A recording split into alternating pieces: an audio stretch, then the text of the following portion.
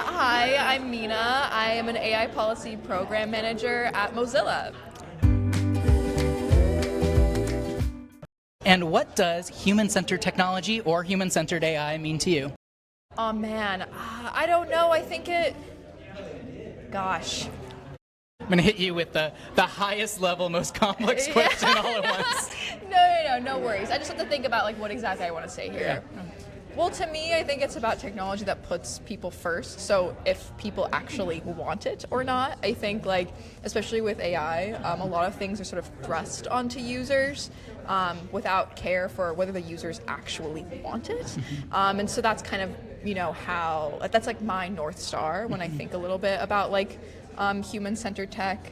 And then additionally, also thinking about communities that aren't represented in attempts for companies to create new technologies. So I think about that a bunch too.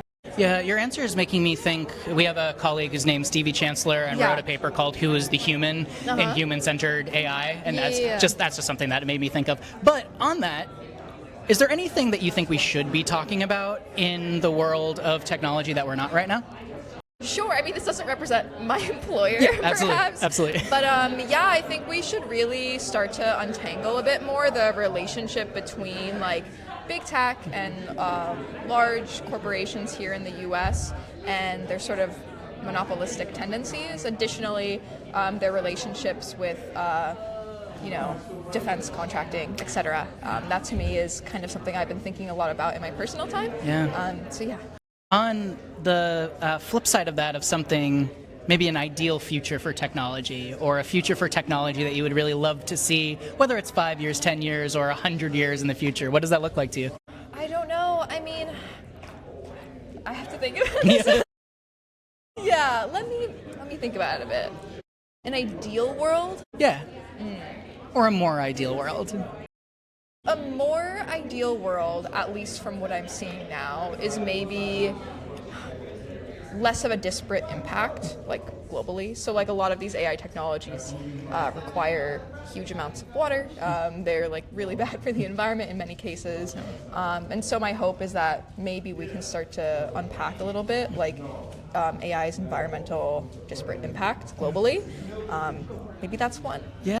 Well, so tied to that, this is my last question, because we can tend to, at least in my world, have so many check boxes and think so abstractly about all this. Do you have an example, either maybe from your personal life or from the world that you're seeing right now, of technology being used for good or connection or community? Good connection or community. I can point to Mozilla's Common Voice. It's this huge data set of a variety of languages that are maybe underfunded in the AI space. So developers can use this open source tool to be able to create LLMs in their respective languages. So that to me is something quite exciting. But at the same time also just because you have more languages represented in the space doesn't necessarily control for all of the other underlying underbelly issues of technology, etc. All right, well, thank you so much for joining us today.